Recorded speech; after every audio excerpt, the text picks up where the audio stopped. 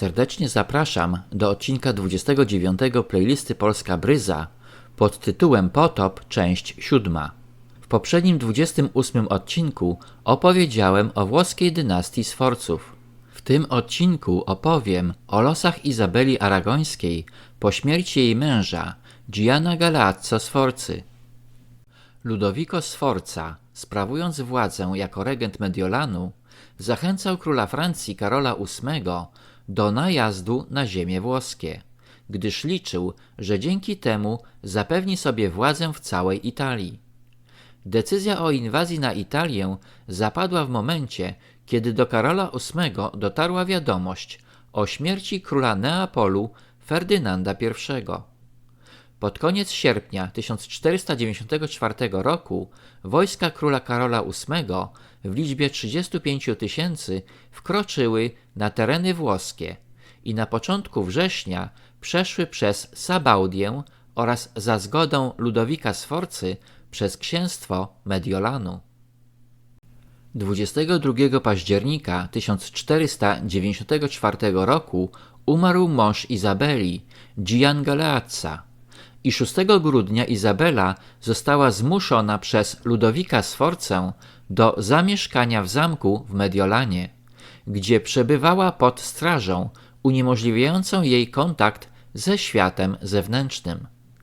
W lutym 1495 roku księżna urodziła córkę, Biankę Marię, która przeżyła zaledwie 18 miesięcy. Tymczasem ojciec Izabeli, Alfons II, król Neapolu, pod wpływem nacierających wojsk francuskich abdykował w styczniu 1495 roku i przekazał tron swojemu synowi Ferdynandowi II, sam uciekając na Sycylię. Niestety, już 18 grudnia 1495 roku Alfons II umiera, a w następnym roku ten sam los spotyka jego syna, czyli brata Izabeli, Ferdynanda II. Izabela znalazła się na łasce swojego wroga, Ludovica il Moro. Potomkinię potężnych królów chroniło tylko spowinowacenie z cesarzem Maksymilianem I Habsburgiem, który poślubił jej szwagierkę, Biankę Marię.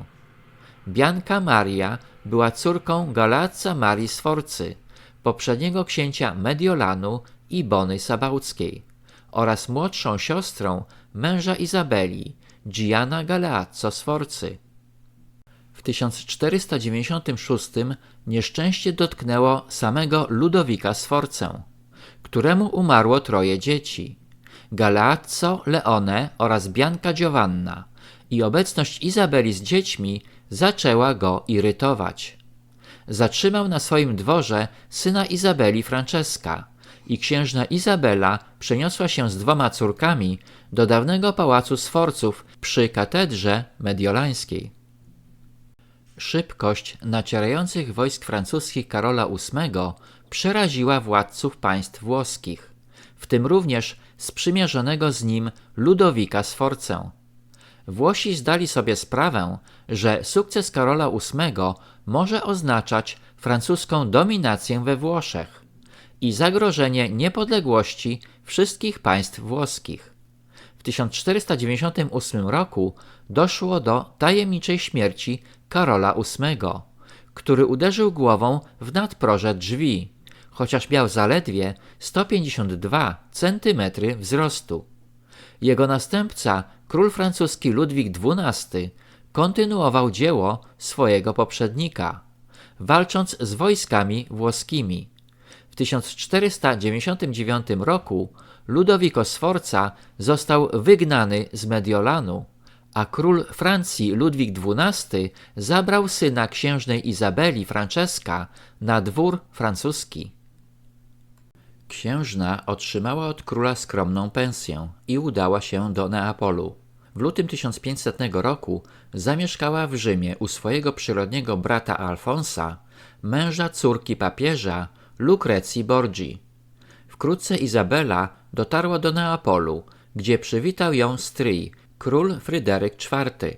Po zakończonej wojnie Fryderyka IV z królem Francji Ludwikiem XII, Izabela wraz z rodziną zamieszkała na wyspie Ischia, gdzie w 1501 roku zmarła jej 8-letnia córka Ipolita.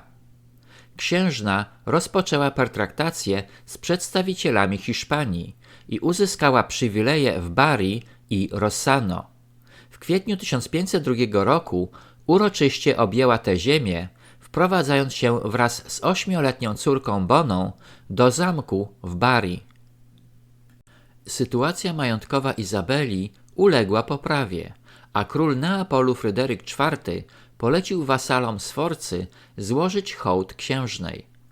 W bitwie pod Nowarą 6 czerwca 1513 roku siły włoskiej koalicji, nazywanej Świętą Ligą, pokonały wojska króla Francji Ludwika XII i został on zmuszony do opuszczenia Mediolanu.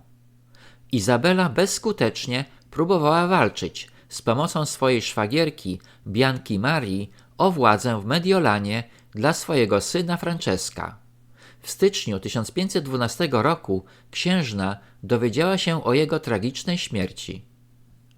Po śmierci syna Izabela całkowicie oddała się wychowaniu jedynego dziecka, księżniczki Bony.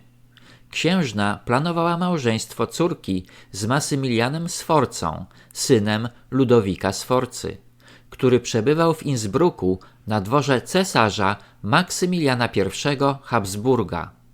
Jednak Rzym planował ożenić brata księcia sabałckiego Filipa z Boną. Ostatecznie żaden z tych małżeńskich planów nie doszedł do skutku, ale jak wiemy, doszło do ślubu Bony z Zygmuntem Starym w roku 1518. Tuż po śmierci króla Zygmunta Starego na dworze królewskim pojawił się nikomu nieznany dworzanin Jan Wawrzyniec Papakoda. Królowa traciła już swoje wpływy polityczne i była w konflikcie z synem, Zygmuntem Augustem, który wbrew matce potajemnie poślubił Barbarę Radziwiłłównę. Kiedy Barbara umarła, syn był przekonany, że przyczyniła się do tego jego matka Bona i szczerze ją za to nienawidził. Monarchinię opuszczali jej najwierniejsi słudzy i sojusznicy, a zdrada była na porządku dziennym. Bona potrzebowała oparcia, a tu jak z nieba spadł przystojny i błyskotliwy Jan Wawrzyniec Papakoda. Neapolitański kronikarz Antoni Bulifon twierdził, że polska królowa była bardzo zakochana w Janie Wawrzyńcu Papakodzie, szlachcicu neapolitańskim, swoim dworzaninie. Królowa obdarzyła Papakodę bezprecedensowym zaufaniem i dała mu nawet dostęp do jej pieczęci oraz do podpisanych przez nią in blanco wzorów dokumentów. Papakoda awansował do rangi szefa dyplomacji Bony i wyjeżdżał na najważniejsze misje zagraniczne, szczególnie na dwory Habsburgów, do Wiednia i Madrytu. To Papakoda skłonił Bonę do opuszczenia Polski i przeniesienia się do rodzinnego księstwa Bari. Przekonał ją również, aby pożyczyła Habsburgom ponad 400 000 złotych dukatów, czyli słynne sumy neapolitańskie. Niczego nie podejrzewająca królowa Bona, wyrażając zgodę na taką pożyczkę, podpisała na siebie wyrok śmierci. W jakich okolicznościach doszło do tej zbrodni, opowiem w następnym odcinku. Dziękuję za wsparcie kanału przez Bajkofitu. Proszę nie zapominać o subskrypcjach, polubieniach i komentarzach. Na tym zakończę odcinek 29, w którym opowiedziałem o losach Izabeli Aragońskiej po śmierci męża oraz pojawieniu się na polskim dworze Jana Wawrzyńca Papakody. Serdecznie zapraszam do odcinka 30 pod tytułem Potop, część 8.